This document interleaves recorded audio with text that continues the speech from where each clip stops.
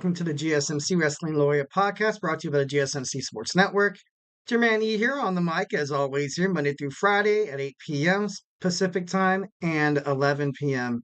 Eastern Time. Hope you guys all had an amazing Mother's Day weekend.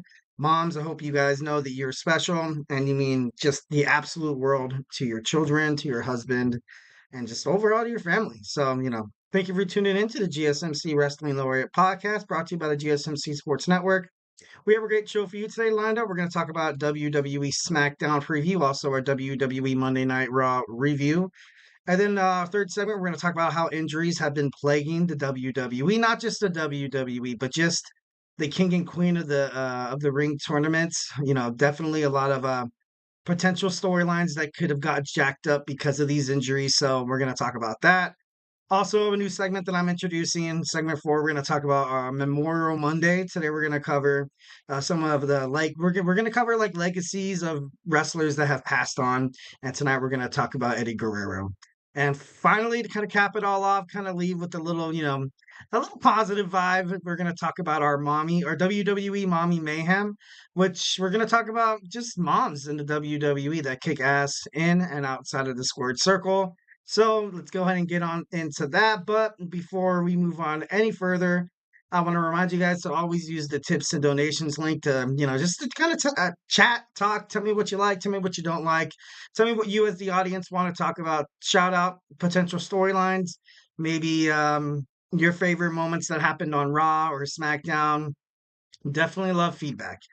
Definitely love feedback. We love positive feedback as well. So, like I said, just put your questions up on top so I can see it. This really does help the show, guys. Peace, love, and positivity all the way at the GSMC Sports Network. The link is the gsmcpodcast.net. So, like I said, we have a lot of things to kind of jump on into. So let's go ahead and get started. So we're going to talk about WWE Smackdown review. It was a good Smackdown. Honestly, I thought it was pretty badass, pretty cool. The show started off with Nick Aldis introducing Cody Rhodes. Love that. I love how Nick Aldis is, going out there, bringing the WWE Undisputed Champion, kind of showing the world that this guy represents our brand. So I gotta love that. And so Logan Paul ended up challenging Cody Rhodes, which is at first, I gotta be honest, I hated it, and I was like, oh my god, great. I think this is a little bit of a push of, they want to put on a great show for, in Saudi Arabia for the king and queen of the ring. I get it. I definitely get it. But at the same time, it just didn't really make sense to me because I'm like, okay, great. Now, we have this whole champion versus champion things. Obviously, the belts aren't going to be unified. Um, I think they're fighting for Cody's title. I believe they are. So then that just leaves a match card that's like blank. Like we could have had a United States Championship match, a good rivalry, but everything happens for a reason. Of course, we still have some time before the main event. I believe like 2 or 3 weeks. So hopefully it all makes sense. I trust Paul Levesque during this era. And I don't know. I thought it was pretty cool. They went back and forth. Their banter was pretty well. They had good chemistry. Um, Cody Rhodes called Logan Paul, he's like, hey, do you ever look at yourself in the mirror and think about like, man, what a dumb, like, I thought that was pretty funny. I thought that was cool how Cody Rhodes is, not afraid to kind of go there, especially after his promos with The Rock. I think, The Rock, he made Cody a little tough. Sometimes you gotta, you know, tough love. You know what I mean? So I think The Rock has definitely been, a good influence in terms of trash talking and just like messing with your opponent. So definitely love that. I think Cody Rhodes is doing an amazing job. So like I said before, Cody Rhodes says winning the United States championship would make him a Grand Slam winner. Yeah, that's possible, but like I said, I don't know if how the belt, switch situations going on. Would love to learn more. We probably will on SmackDown, but yeah, I don't know. It was pretty cool. Next, we have Naomi versus Nia Jax in a Queen of the Ring qualifying match. This match was honestly, I saw Nia Jax mostly dominating this match. I really did. I kind of felt bad for Naomi because there was certain stints in the match that kind of showed why Naomi is potentially going to be more than like the jobbers, so to speak, like more than more than just someone you're gonna see lose every match every week. So I kind of like that. I kind of like how even though she lost, it shows that she's still building up momentum because Nia Jax is a tough competitor, super tough. Not a lot of people can beat the irresistible force, and Naomi hung in there pretty well. I think that credits her a lot despite the fact of losing, but ultimately Nia Jax moves on to the second round. And then once again, you saw the QR code. We saw the QR code for Uncle Howdy. Um, I guess Alexa Bliss isn't going to be in. I guess it's going to be Bo Dallas. Who's that? Dexter Loomis, Nikki Cross, and there's one, and I think Aaron Rowan. I think Eric Rowan are going to be well, you saw Braun Strowman come back. I saw Braun Strowman come back, so I automatically thought it was going to be like a classic Wyatt family. Maybe he might be recruited later on, but obviously saving that for another conversation. Should be pretty dope. Should be pretty dope. Can't wait to see what WWE does in terms of that. So I think the turning point of the match was once when Nia Jax, Samoan dropped Naomi on the outside, but it was pretty cool. Naomi still hiked up Nia Jax and got her on the top rope and hit her with the Hurricane Rana. That was pretty badass. That was pretty cool. That just shows, like her, how she's still an aspiring athlete. Like she's like, I've been in this company for a long time. Doesn't necessarily mean I'm ready to just tap out and give it to these, younger athletes like, Liv Morgan, Rhea Ripley, or even, some of the NXT call ups as well. So, yeah, it should be pretty badass to see what, happens furthermore. Yeah. So, there was a promo with Baron Corbin where he was talking about how he had to go down to NXT because when he was on the main brand, he kind of admitted to the crowd that he was a jackass. He was kind of a jackass. Like he had that that money, that rich Corbin, that he was a constable, and it just wasn't good for him, and he knew it. He knew it. I bet you when he was doing promos, he was like, man. I freaking hate this. Like, you could see it, the sincerity in his voice. And he said, yeah, I went down to NXT and I found myself. Went down to NXT, found myself, kind of hung around with superstars that, that are hungry. Like, I don't know if this can be kind of compared to definitely me when I go to the gym. I play pickup basketball. I like to play pickup basketball. Obviously, I'm not the tallest guy. So sometimes I'm like, from the moment I get picked on a team, I'm like, guys, I'm only here for the exercise. Like, so take it easy on me. But then these kids are like running circles around me. And I got to be honest, it causes me to kind of, have to step up my game, step up your game or, just be annihilated on. So I think that's what happened to Baron Corbin. Baron Corbin went and got some of this young juice and got hyped up, had absolute success. I loved him with Braun Breaker as the Wolf Dogs. So I don't know. I'm interested to see what they do with Baron Corbin's character. I hope they don't mess it up, like they did in the past. But this is a new era, so definitely love that. So Carmelo Hayes seeming pretty confident, and I love it. I love the way he's coming into this, the way he's been portrayed within the first two episodes of SmackDown since the WWE draft. Kind of already shows that this guy's going to hold a title. He's going to hold a title because this guy just plays the heel so damn well. He plays one of the best characters in the NXT, and now he's making it onto SmackDown. And Carmelo Hayes and SmackDown honestly kind of needs that. I think it kind of needs that. Like right now, you kind of have the bloodline as always, always, forever heels. But essentially, you just can't have everybody fight the bloodline. You just can't have the bloodline just like infiltrate themselves into every picture or every storyline or every promo during the episode. So it's kind of cool to have Carmelo Hayes out there. I was kind of happy that he did end up moving on from the first round. Definitely love that. So he stole the match, which was pretty freaking cool against Baron Corbin. Constant heel mentality, constant heel win. And yeah, so Carmelo Hayes is moving on to the second round. Next, we saw Piper Niven against Jade Cargill. Jade took a lot of punishment in this match, and I think, like I said before, she was kind of like riddled with injuries coming out from AEW. So obviously there's was a lot of concerns, especially me as a WWE fan. I was super excited to get her. Obviously one of the like the hottest free agent pickups in the professional wrestling industry. I guess Triple H also pursued Will Ospreay, but Will Ospreay didn't really want anything to do with WWE. But no, we picked her up. We picked her up. WWE really, really good. Piper Niven.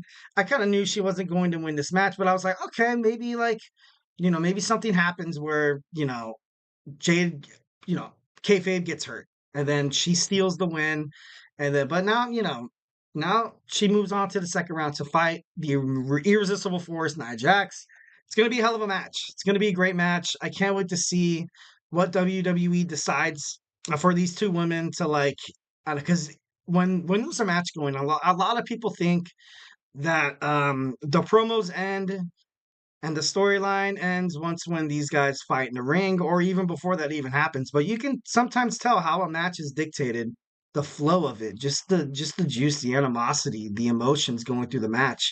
It kind of tells a story, and that's what a lot of people miss in terms of professional wrestling. Is some it's not just talking. Sometimes the wrestling does the talking for them. So definitely going to see that during this match. Something to look up, something to look forward to. Next, we see Bianca Belair against Candice LeRae. We all kind of saw what would happen with this. Bianca Belair picked up the win.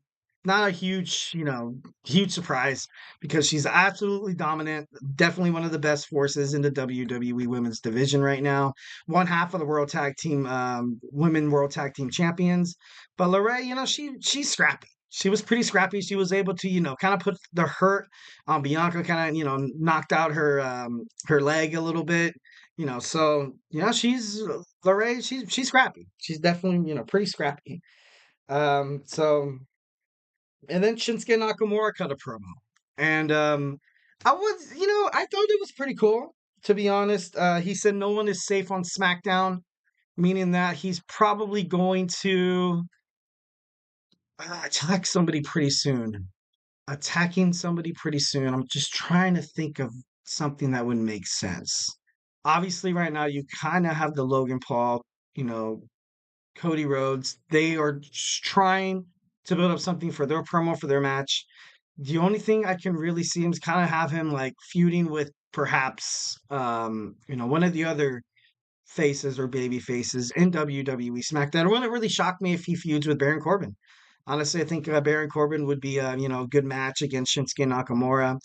I think they would have an amazing rivalry because of their in-ring capabilities. So I definitely think that's definitely could be on tap. And like I said before, the bloodline just going crazy. So it's been confirmed that Heyman was ultimately not trying to trigger or not trying to send a signal to Jey Uso that kind of like, hey, like you need to come back in here, man. This bloodline's getting out of control. And Solo Sikoa saw that, you know what I mean? So that was kind of the tipping point. Solo Sikoa admitted that he has spoken to Roman Reigns, unlike Paul Heyman, who was last time he spoke to him was after WrestleMania 40. Solo Sikoa said that as of this moment, or as from the tribal chief, he anoints Solo Sikoa basically as kind of like an interim, tribal chief. Is it true? Is it true? Could be, but this would ultimately kind of build up, the promo of these guys eventually fighting each other between Solo Sikoa and Roman Reigns. So, could be true, could not be true. We'll see what happens after that. But he is, by orders of the tribal chief, assuming the roles of of what Roman Reigns had. So next we see Tama Tonga fighting D'Angelo Dawkins. Tama Tonga advanced. The Pride, honestly, they were laid out, and this I thought that was disrespectful. Montez Ford tried his best to help out D'Angelo Dawkins, but once again, the outside ring interference, the numbers game, just the carnage that comes along with the bloodline, ultimately, seized Dawkins' attention. Then Tama Tonga was able to, he was able to do what Tama Tonga does and just take advantage of the opportunities that come in front of you.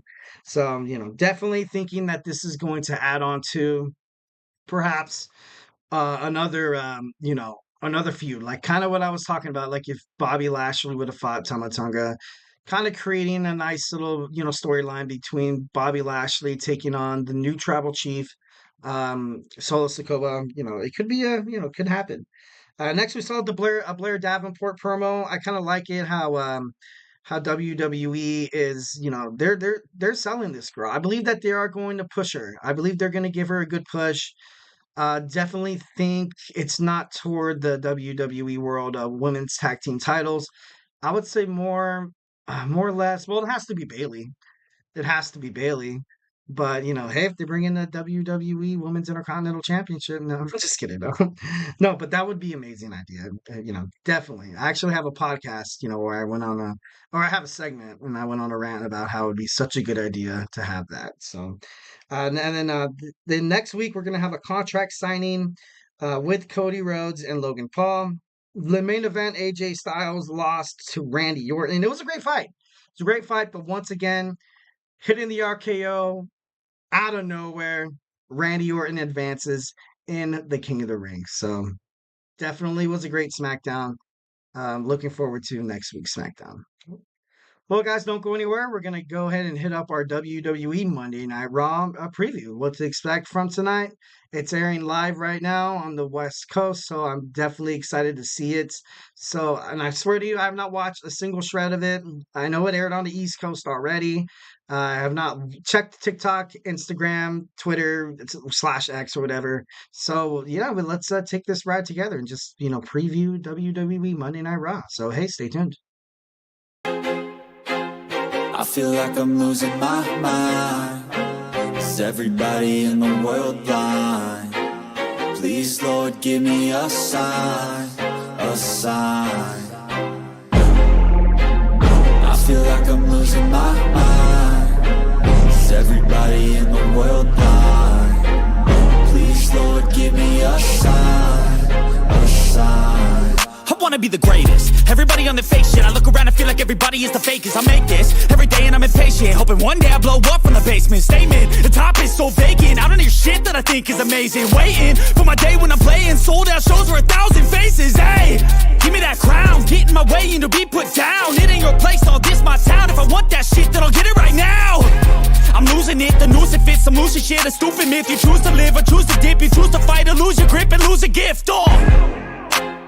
I feel like I'm losing my mind. Is everybody in the world blind? Please, Lord, give me a sign, a sign. I feel like I'm losing my mind. Is everybody in the world blind? All right. Welcome back to the GSMC Wrestling Laureate Podcast, brought to you by the GSMC Sports Network. Just to kind of reflect on what we talked about in our first segment, we talked about WWE Smackdown review. It was a really, really good one. Had a lot of stipulations heading toward Jeddah, Saudi Arabia. So go ahead and check that video out if you're just joining us right now. But before we move on any forward, I want to remind you guys that we get a number of questions from viewers like you that come in during the show. So to ensure that your question gets read on air, make sure you use the tips and donations link at the gsmcpodcast.net with your questions. Just put your questions up on top so I can see it. Tell me what you like. Tell me what you don't like. Tell me what you thought was one of the best things that came out of SmackDown, or what you're looking forward to mostly tonight on Monday Night Raw. But I do urge you, if you are watching Raw, if you have spoilers, please don't put them in the chat. Please, I'm just kidding though. If you want to, maybe a nice little breaking news segment. Hey, who knows? We could talk about that. You got then you're the host of this podcast. Just kidding. No, but we're the hosts. We're the host. Wrestling family. Bam. All right, let's move on. This put your questions up on top of the list so I can see it. Use the gsmcpodcast.net with your questions. Really helps the show, guys. A little positive feedback here at the GSMC Sports. We love peace, love, and positivity all the way. So definitely looking forward to your guys, hitting up the chat. So let's go ahead and move on. We have our WWE Monday Night Raw preview. So tonight, Monday Night Raw, it's going to be at the Bon Seacows Wellness Arena in Greenville, South Carolina. Obviously, we see a lot of King and Queen of the Ring stipulations. It's round 2. You're definitely going to see a lot more, build up toward the complete turmoil of, Damian Priest and the Judgment Day. So So you can, expect things to kind of unfold more or less in that. And of course, there's the rumor kind of going around that Dominic Mysterio and Liv Morgan are kind of fooling around behind Rhea Ripley's back. Storyline wise, guys, come on, get your head out of the gutter. Come on, dude. Like, I'm just kidding. But it's a lot more things building up toward Jeddah, Saudi Arabia. So yeah, you can expect that happening. Also, we're gonna see kind of more or less where um this Chad Gable thing's really going. Like where, what's going on with the Alpha Academy. He I really honestly hated how he made it into that heel role, but I learned how to embrace it. And I got to be honest, he can do it. It fits him. He's kind of like a Kurt Angle. Like I know I've made that comparison, over and over and over again, but Chad Gable, he can play good as a babyface. He can play good as a heel. It's going to be interesting to see what happens tonight. Obviously, you see a lot of tension between Otis and Tozawa and him, and Maxine Dupree. Maxine Dupree is actually going to fight Shayna Baszler for the Queen of the Ring because Selena Vega is injured. So I don't. It's gonna if she beats Shayna Baszler tonight, that is absolutely huge. That's huge for Maxine Dupree. That's WWE could potentially push her. She can get a potential push. It'd be nice. She's a good wrestler. You can see that, she definitely needs a little more experience, but with experience comes matches. With matches comes opportunities. Opportunities can lead up to, championship victories ultimately. So, happy for Maxine Dupree. This is kind of her shot. But once again, I've kind of, reiterated again how Shayna Baszler, that was kind of sound New York. Shayna Baszler. No, just kidding. I watched Wolf of Wall Street the other day, and like I kind of picked up some of the accents. No, I'm just kidding. This isn't that podcast. Move on to wrestling. So, anyways, like Shayna Baszler, I feel like kind of got screwed over by old WWE creative writers, Vince McMahon mostly. But I feel like they didn't really utilize her right. Like I feel like whenever she's in a position to be like, all right, like I feel like they flip a switch with Shayna Baszler. They're like, all right, we need you to be Shayna Baszler now. Click. Oh, okay, we need you to totally, plummet. And we need you to, tank to put over this talent. So let's turn off Shayna Baszler.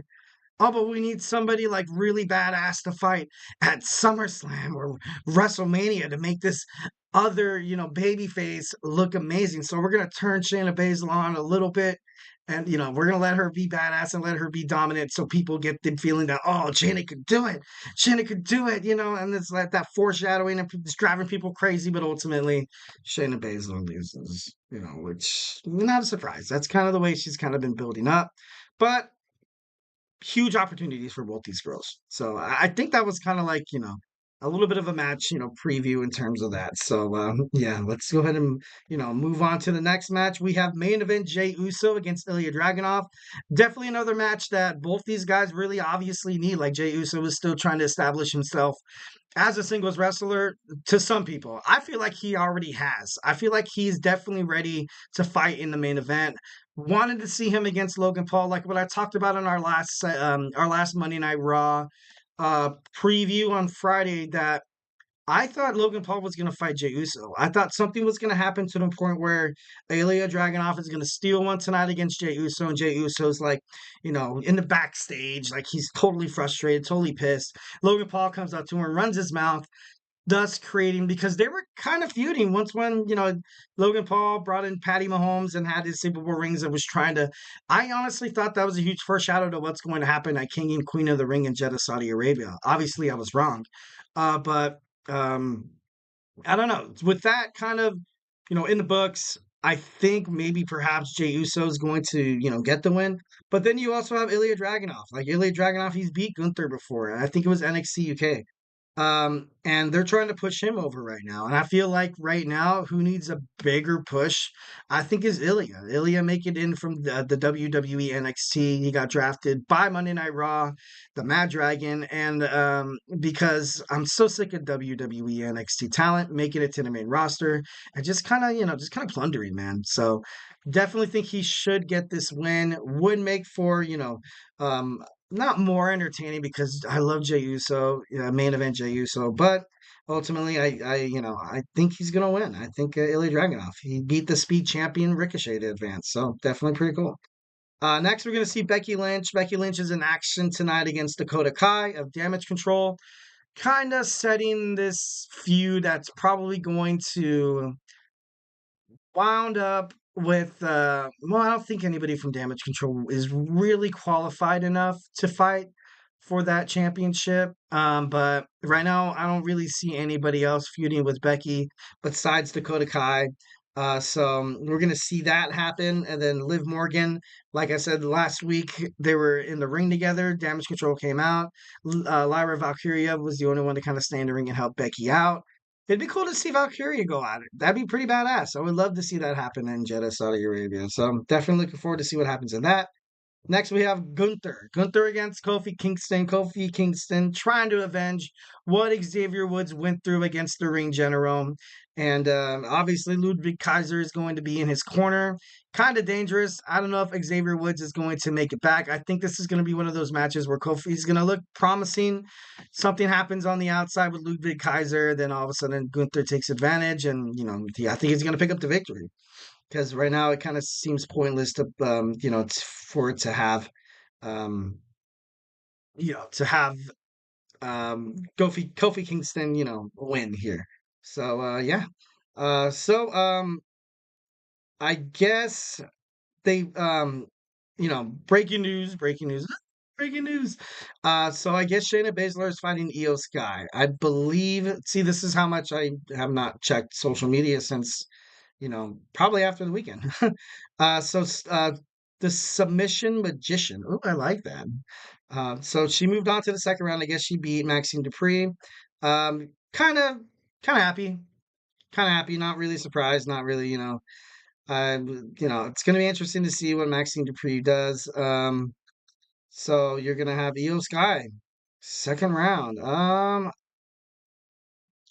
She did beat Natalya. Io Sky did beat Natalya, but this is going to be a good match. It's going to be a good match because I don't really know who they would rather push at this moment and, move on to the, to the third round. So obviously Io Sky, she just got done losing the WWE Women's Championship at WrestleMania to Bayley. She has not really yet had a rematch, Dakota Kai's fighting Becky Lynch. It should be interesting. This is one of those matches where I really can't put my thumb on it or really kind of give you guys an accurate, an accurate reading, so to speak. But it's going to be a good one. All right, and to kind of finish this off, we have Lyra Valkyria against Zoe Stark in the Queen of the Ring tournament. I think Valkyria is going to be definitely a huge star in the WWE. She was dynamite in NXT. But Zoe Stark, man. Zoe Stark, she has so much potential. Absolutely love her. I'm interested to see what they're trying to do with her character here. I definitely think from now on, with the recent releases and stuff like that and contracts not being signed again or not being renewed, kind of shows that Triple H wants for everyone who's on the main roster or just, even in NXT, anyone who has a WWE contract signed, sealed, and delivered, he wants them to know that you're going to be part of something. You're going to be part of a promotion. You're going to be part of a storyline that's going to ultimately help the company. I don't think we're going to see, oh man, how do I say it? That's not the right word. You're not going to see I don't want to cuss too, so you don't want to see bull spit matches. You don't want to see stupid promos in the background. You don't want to see superstars just get squash matched and stuff like that. So I think that's great for WWE, and definitely looking forward to what happens on Monday Night Raw tonight. Well, guys, don't go anywhere. We're going to talk about our next segment we're going to move into. We're going to talk about injuries that have plagued not just the WWE, but the King and Queen of the Ring tournament. So, hey, don't go anywhere. Looking for your daily fix of sports talk without having to pay for it? GSMC Sports Network is available on YouTube. Just search GSMC Sports Network. Get your fix of daily sports talk shows on YouTube, absolutely free. NFL, college football, NBA, MLB, MMA, UFC, fantasy football, and so much more.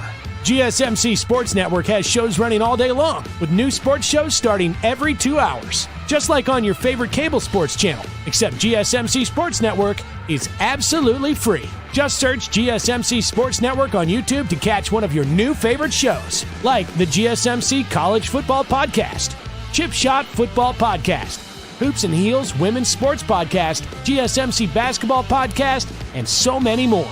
Check it out for yourself. GSMC Sports Network, now available on YouTube absolutely free. Search GSMC Sports Network on YouTube right now.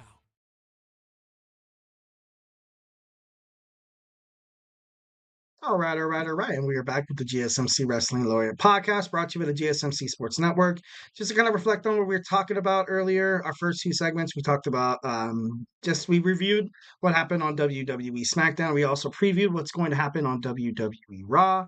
So, let's go ahead and talk about our third segment. We have injuries that plague the King of the Ring. So let's go ahead and jump right into that. Remember, guys, I would love to hear your voices. So use the tips and donations link at the GSMC on podcast.net with your questions. This puts your questions on top so I can see it. Tell me what you like. Tell me what you don't like. We'd love to kind of hear from you. It'd be awesome to kind of hear somebody else's opinion and perspectives about things besides my own, because, that's good banter. That's good banter. That's what sports is all about. 100%. So, let's go ahead and jump right on into this. So, first and foremost, we have Dirty Dom, Dominic Mysterio. Probably has to get surgery, Tommy John surgery. So I don't know when he's going to come back. I don't think him being out really messes up any potential storylines for WWE. Ultimately, I think, it's going to be him, Finn Balor, and Jade McDonough turning their back on Damian Priest. And I think he's probably going to turn his back on his mommy and, be with Liv Morgan, kind of creating a storyline within that. I just hope it doesn't, involve romance or anything like that, because that'd be stupid as hell. But, that's just my opinion. You guys can share your opinions. Tell me if you would like to see that. I don't understand why you would, but, I've seen worse things, be successful. So, Dirty Dom out. Not really a big hit. CM Punk being out was kind of a big hit. He was projected to win the Royal Rumble. He was supposed to a main event, WrestleMania. Got injured during the Rumble thanks to Drew McIntyre. So now you kind of see them feuding back and forth. Sucks. Honestly, it really does suck. And it kind of shows that also CM Punk coming back, and he's, kind of a little seasoned, a little older than obviously, when he left. But he was doing great things in AEW where he was doing hardcore matches and stuff like that. So, I still have faith that, his glory days or his good years are not behind him just yet. Can't wait to see when he comes back. Can't wait to finally see this Drew McIntyre and CM Punk storyline unfold. So, but he's, right now he's injured, but he's going to come back. He's this close. And what I found out a couple days ago, how Zelina Vega was replaced by Maxine Dupree in her match against Shayna Baszler. The former Queen of the Ring wasn't able to kind of defend her title, but I don't know. It just kind of sucks. Potential storylines. It could have been, maybe a squeeze match where it would have been a little, kind of would have been a little closer than people thought, because whenever they see Shayna Baszler get into the ring, they're like, oh, Shayna Baszler is going to kill whoever's standing on the opposite post. But Zelina Vega, she has heart. She's kind of like the Rey Mysterio of the women's division, just because you might be smaller than the other competitors doesn't mean crap.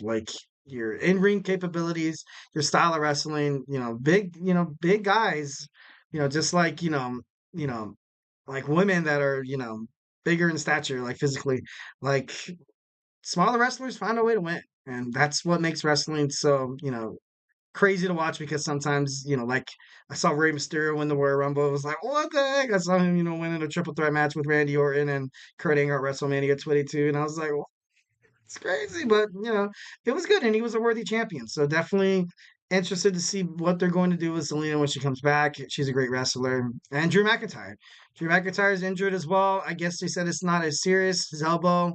So he's not going to need surgery, but he's going to have to just kind of take it easy. Just kind of take it easy when it comes to, because you don't want anything worse to happen that's going to put you on the shelf longer than You need to be, because you need to be out in that ring, especially Drew McIntyre. Drew McIntyre, he was the WWE World Heavyweight Champion. Let his guard down, let his anger get the best of him. CM Punk, a little sis too. But ultimately, dude, you knew that Damian Priest was lurking in the back with that Money in the Bank contract. Like, come on, dude. Come on, man. What are you doing, Drew? What are you doing, man? What are you doing? And also Jimmy Uso. Jimmy Uso, well, him kind of being out, building tension of the new tribal chief and Paul Heyman, a potential civil war amongst the bloodline. Maybe Jimmy being out right now was kind of good for Jay to kind of establish himself as, like I said, as a singles competitor. Also, maybe the potential guy that could take down Solo Sikoa, his younger brother. So, the Usos brought him in. They could ultimately be the ones to kind of, kick him out. This new bloodline, that's new young bloodline with Tamatanga, Tangaloa, and Solo Sikoa. So, definitely interested to see what they do in terms of that. So that was yeah, that was that slideshow. And then also, we're just kind of moving on. Rhea Ripley. Rhea Ripley being injured is devastating. Absolutely devastating for WWE, her career, just her momentum, man. She was an amazing champion. She was doing great. And ultimately she got injured, her elbow, thanks to Liv Morgan, her revenge tour. Just kidding. So she's gonna be out for like 3 months. Definitely can see her coming back, maybe more toward like SummerSlam, maybe Survivor Series, but ultimately I kind of, wish that, she did not get injured. But like I said before, hopefully Triple H knows what he's doing. Next we have Shotzi. Shotzi, she injured her knee. I guess she rammed into the side of the apron when she was in a match. And that just sucks, man. That just sucks. Imagine like trying to put on a good show and then just a small little, like a small little tweak. Like even when you're at the gym, or even like when you're playing like sports and stuff like that, like just especially when you get older, like you'll do something like you play basketball and like you can't move the next day. Just kidding. No, like in your back's like, oh my back, like I'm getting too old for this. Like, for me, I don't know why, but it's always my heel. It's always my Achilles heel. And I'm like, dude, why is this so sore? Like this is stupid. I feel like it's already hard for people to like get up and do cardio and run. And sometimes my mind's like, let's do it, let's do it. And then my something happens to my freaking leg, man. I'm like, dude, like, come on, like, you guys need to be simpatico, mind, body, and soul all the way. But anyway, it's kind of sucks with Shotzi. She was a good superstar. Interested to see if she's going to, WWE's gonna, push her even further. So yeah, pretty crazy. Next we have Cruz del Toro, part of the LWO. They're a huge tag team. They're really good. I love seeing them in action, high flyers. Yeah, but like with a little bit of power, like that tag team duo.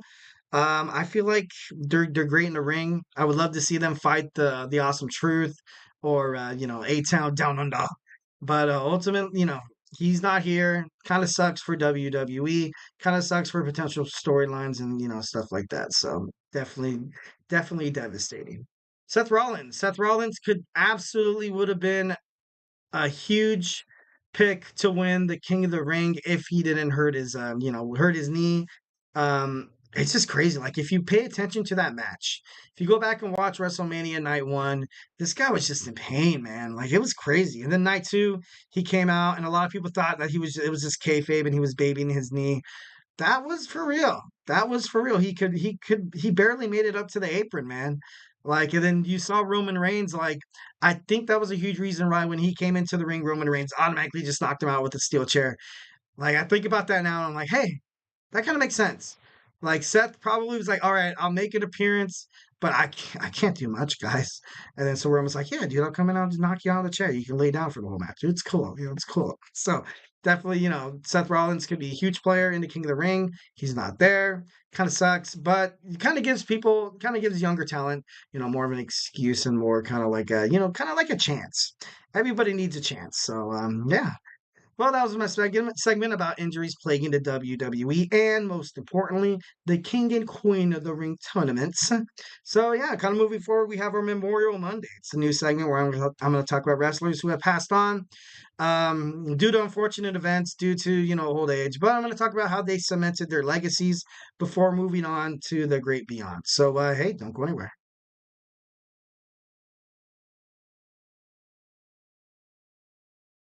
For the best and latest podcasts available anywhere, go to the podcast app on your cell phone and type in GSMC to access free content-rich podcasts on health and wellness, book reviews, sports, entertainment, relationships, social media, movies, technology, finance, and even weird news. Subscribe and download the GSMC Podcast Network's family of shows, available everywhere podcasts are found.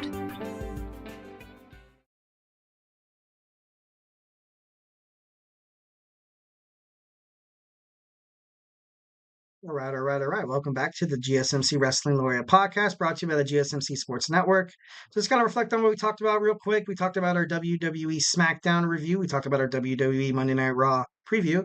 And we talked about injuries in the WWE that has affected stipulations heading toward Jeddah, Saudi Arabia's King and Queen of the Ring tournament. So next we're gonna talk about our Memorial Monday. Of course, got to go with one of my favorite guys. One of my growing up, absolutely love this guy. Absolutely, such a tragedy what happened. Uh, Probably one of the biggest tragedies in WWE.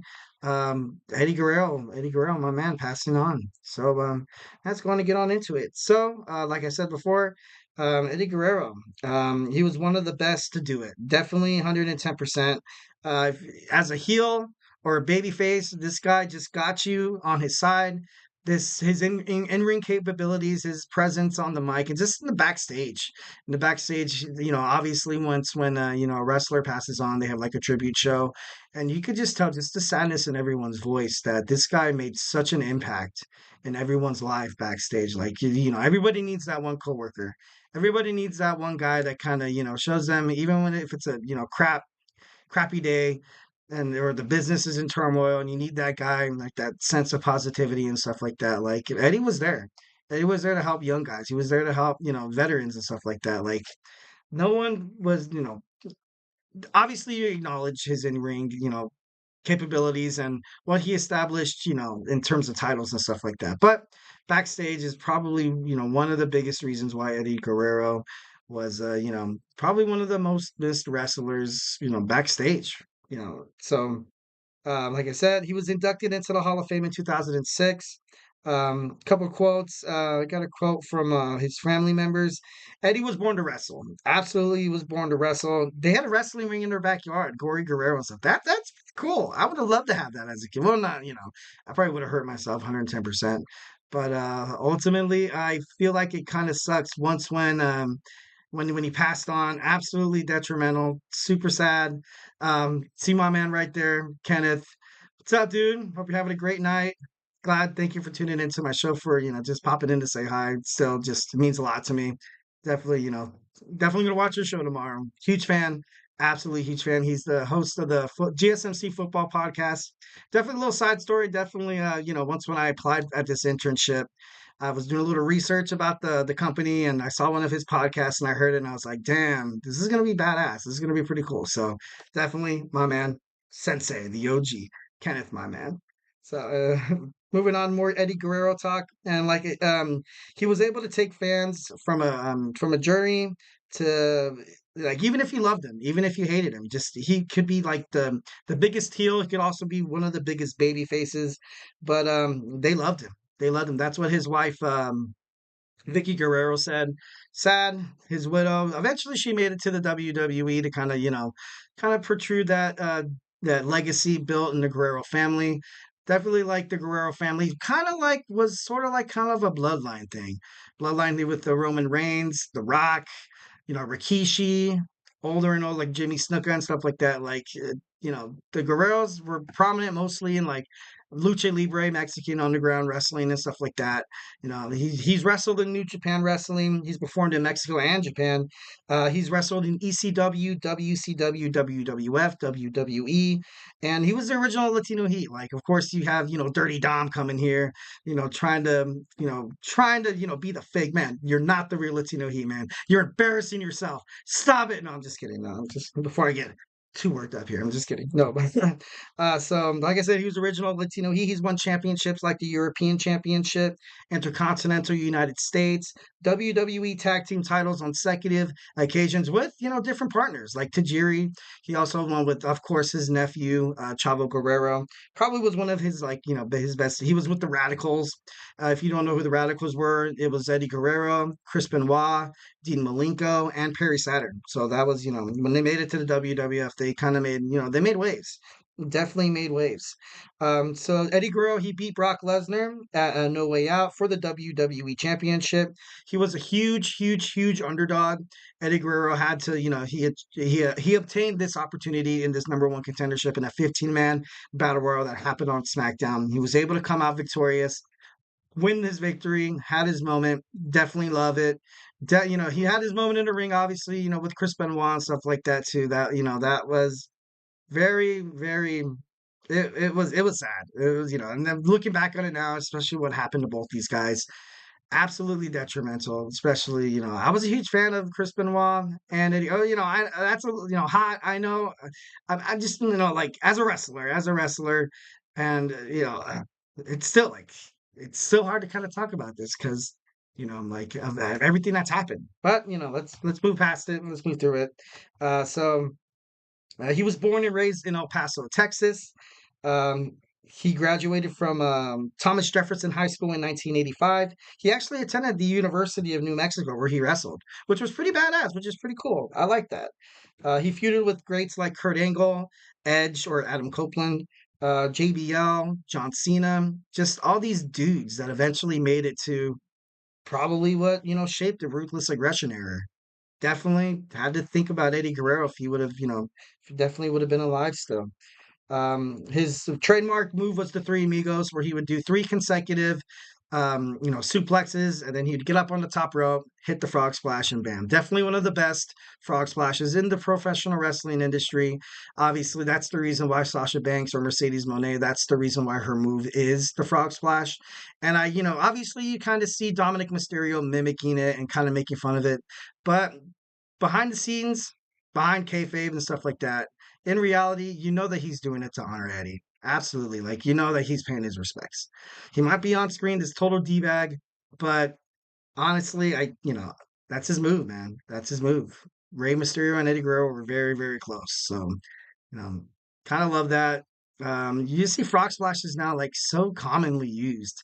Like, you see Rhea Ripley also hit the frog splash. You see the Uso splash, and, like, it's that you gotta help to think that was had something to do with Eddie. I know Jimmy Superfly Snuka did it as well, but Eddie Guerrero is definitely one of the best at the frog splash. So yeah, and even when he passed, you saw match dedications from CM Punk, Rey Mysterio, because these guys they idolized Eddie, they loved him, and unfortunately what happened, tragedy. He passed on November 13th, 2005. He was 38 years old. Damn, that was young. TNA, Ring of Honor, OVW, and the CZW did tribute shows, as well as WWE, WWF, obviously. And he's, like I said, he's a Hall of Famer 2016. Definitely, Loved Eddie Guerrero. I remember coming home from school. This was before cell phones, or no, cell phones were there, but I remember having to like go online to kind of look at my wrestling news and stuff like that. My sister told me when I came in, and she was like, "Hey, Eddie Guerrero passed, dude." And I was like, "No, are you serious? Like that's terrible." That was absolutely like I was just shocked. Gonna admit, I did cry, absolutely cried. And then you watched it. I don't know if any of you guys watched that tribute show. I don't know how many old wrestling fans were here when they had that "I'm here without you, baby," like that freaking Three Doors Down song, and then Johnny Cash is hurt, and it was just oh god, like playing on those heartstrings, man. Too much, too much. I'm breaking down right now. I might cry right in front of you guys. No, I'm just kidding. No, Just kidding. All right, guys. Memorial Monday. Eddie Guerrero, definitely appreciate you. Know you're looking down on us from heaven right now, Eddie. Just know that we love you, we miss you, definitely appreciate you when you were on this earth. So yeah, let's go ahead and move on with the a little more brighter topic. So recently over the weekend we had our Mother's Day. So I want to move into some kick-ass moms that wrestle in WWE, and let's call it Mommy Mayhem. So hey guys, stay tuned.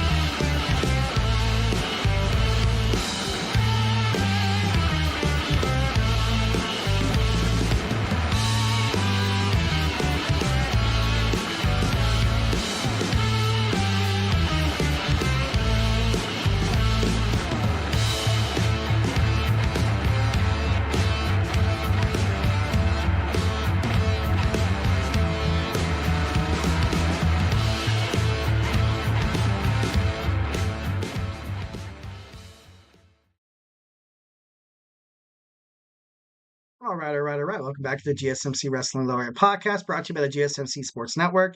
Just kind of reflect on what we talked about real quick. We talked about our WWE Smackdown review, our WWE Monday Night Raw preview. We also talked about how injuries in the WWE are affecting the King and Queen of the Ring tournaments and feature like storylines heading toward Jeddah, Saudi Arabia. And then fourth segment, we talked about our my new segment, Memorial Monday, where we talk about wrestlers who have passed on and how they left their legacy and they cemented it in the professional wrestling world. Obviously, got to pay your respects and stuff like that. So yeah, next we have WWE Mommy Mayhem. So let's go ahead and finish off with this. It's going to be, pretty fun. Honestly, these girls are absolutely dynamite at what they do in and out of the ring. So yeah, it's going to pay some of our tributes here. So next, first we have Carmella. We have Carmella. She debuted in 2016. She won the first ever women's Money in the Bank match, which is actually pretty damn cool. She's a former SmackDown Women's Champion, a women's tag team champion as well, and she's also a four-time 24/7 champion. Like that's crazy. She assumed the role as a stepmom she got with Corey Graves, married Corey Graves, and he had three kids from her previous marriage. And she had they had their own baby in November of 2023. So, definitely love the mom in here. Definitely so it's someone to look forward to and stuff like that, look up to. And Carmella's definitely, definitely miss her scene in the definitely miss her in the ring just because she had that spunkiness to her. Like she had that attitude and stuff like that. Definitely, like when you watched her, she knew how to cut a pretty good promo. So, definitely excited to see her come back. Yeah. Next we have Trish Stratus. Trish Stratus, obviously one of the best women to fight at the end of the Attitude Era, where she was kind of starting to wrestle a little bit, and definitely part of the Ruthless Aggression Era. The Ruthless Aggression Era, definitely, I know it was back in the day where they used to have the bad matches and stuff like that that disrespected women and stuff like that. But after that all kind of ended and WWE went PG, she did well for herself. She was an impressive champion. She's a seven-time world women's champion. She had a reign that was 448 days long. That's pretty damn crazy. She's also a Hall of Famer, 2013, and she has two kids. Absolutely two kids. She's married. So darn it, I'm just kidding. No, no, she was great. She was great. Definitely one of the best divas I watched growing up. So yeah, definitely got to pay some respects to Trish Stratus, one of the best to do it. Absolutely, 100%. Next, we have Candice LeRae. Candice LeRae debuted in WWE in 2018. I found out she's a 20-year veteran of wrestling. That's huge, man. She's probably started wrestling when she was in her teens. Definitely like a passion that she wanted to pursue and stuff like that. And she's obviously married to WWE. Raw. No, I think no, yeah, Raw star. Johnny Gargano, part of DIY with Tommaso Ciampa that you kind of see right there on her wedding, photo and stuff like that. So, pretty cool, pretty dang cool. She's also she was part of the NXT World Tag Team Champions. And yeah, definitely, like you said, gotta respect the moms. So, Candice LeRae, you've been respected. All right, next we have, the man, Becky Lynch, the first ever one of the first ever women to main event WrestleMania. Becky Lynch has just been on fire for the past 2 years. And honestly, WWE is better because of it. Becky Lynch is definitely, she's helped this division, and not just division. Like, I know a lot of people have this speculation that, she's starting a new women's revolution. And I don't discredit that, or I don't think that's happening because, if you have Becky Lynch on any roster, there's a revolution going on somewhere. Like she's that damn good. She's honestly that damn good. She's putting WWE up in new heights and stuff like that. And definitely got to credit her, pay your respects. Absolutely love Becky. Absolutely love Becky. She's a four-time women's champion. Her first child was in December of 2020. I remember actually when she kind of left WWE and maternity leave, where she had Oscar had the briefcase, opened it expecting to see a contract. It was the women's championship, and it was emotional. Then Oscar hugged her and stuff. Oh god, it's getting me all emotional. Getting me all emotional. What you guys want? You guys want to see me cry today? Like, what's wrong with you guys? You guys are sick. You guys are sick. I'm just kidding. Next we have Beth Phoenix. Beth Phoenix, her roster debut was in 2006. She's a four-time women's champion. She married Adam Copeland, and now she has, two beautiful daughters. Had one in 2013, 2016. Great spacing there. That's kind of how my kids are. Like I have, 3 years apart. I have 8, 5, and 2. So honestly, three's a pretty good number. So, and yeah, she made it into the Hall of Fame in WWE in 2017. So Beth Phoenix, I remember watching her growing up as well. She was more like, she was the glamazon. She was more like more mostly a heel. I don't even remember seeing her as a baby face. Or maybe that's, I did take a break from watching WWE. So maybe that's when she was, kind of went baby face there. So, yeah. And so let's talk about Bianca Belair. Bianca Belair, so she's definitely up there with Becky as well. Should be respected. She's a stepmother to Montez. She doesn't really necessarily, she never had kind of a kid herself, but she's a stepmother to Montez Ford's 2 children, and like she's a stepmom, but she's she's the mom. She's the mom. That's a lot of things that a lot of people kind of don't give step parents that much credit, when in reality, like those kids kind of become, yours. Like it feels like you have had them. Like I know that sounds crazy. I know that sounds crazy, but there's kind of like they're your own. They're your own. You love them like like you went to the hospital and went through labor and stuff like that. Like it's just it's so great. It's so great. Love Bianca Belair. Love what she's doing in the WWE. Definitely entertaining. One of the most entertaining women I've ever seen in a WWE ring. AEW, EC, all over the professional wrestling industry. Like I've never seen anybody like Bianca Belair. And that just shows that she's gonna be around for a long time. She definitely deserves all the respect.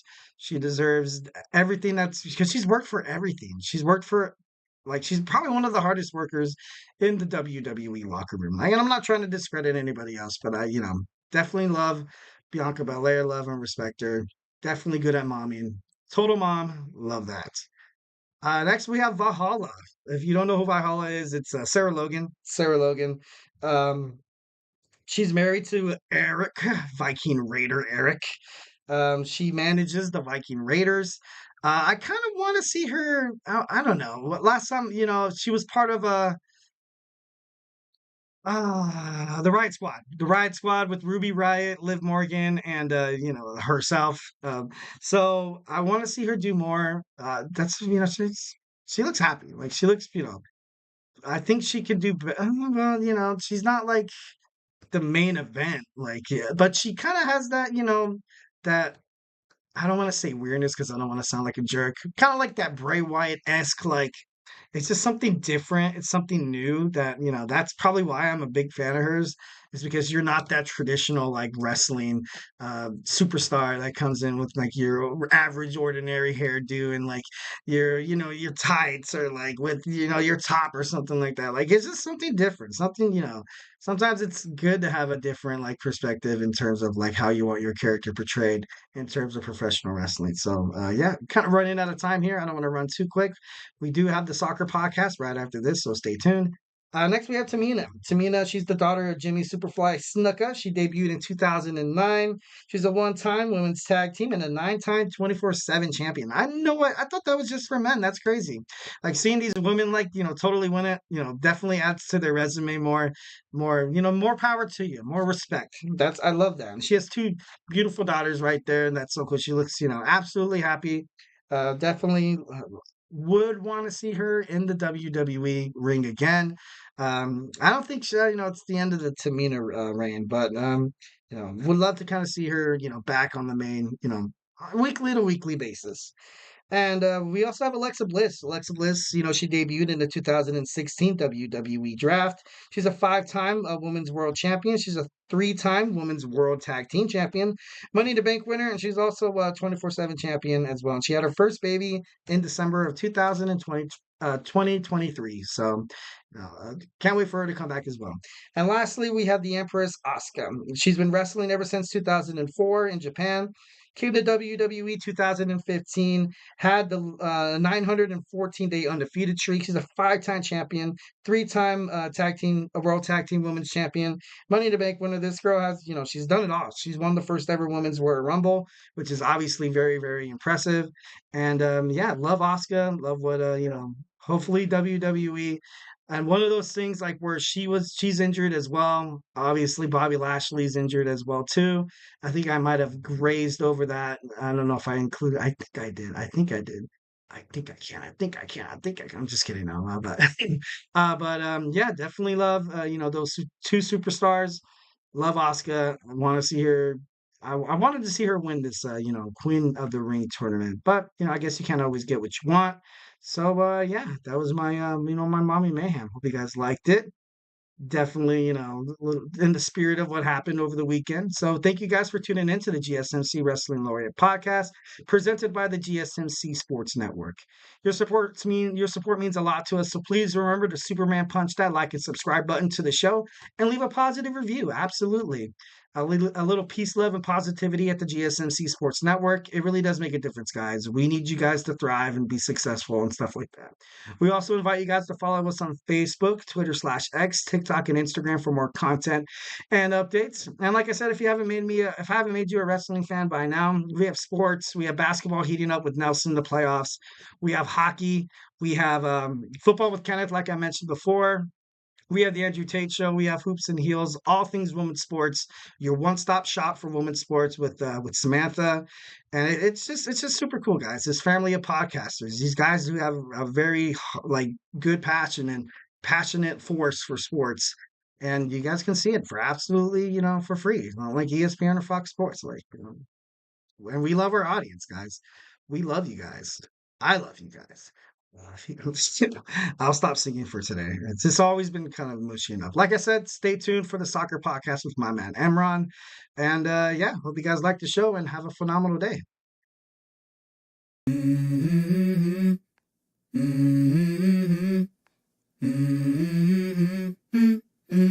Let's go.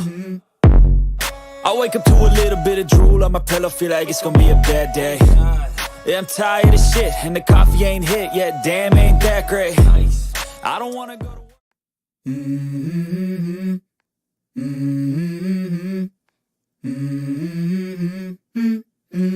Let's go. I wake up to a little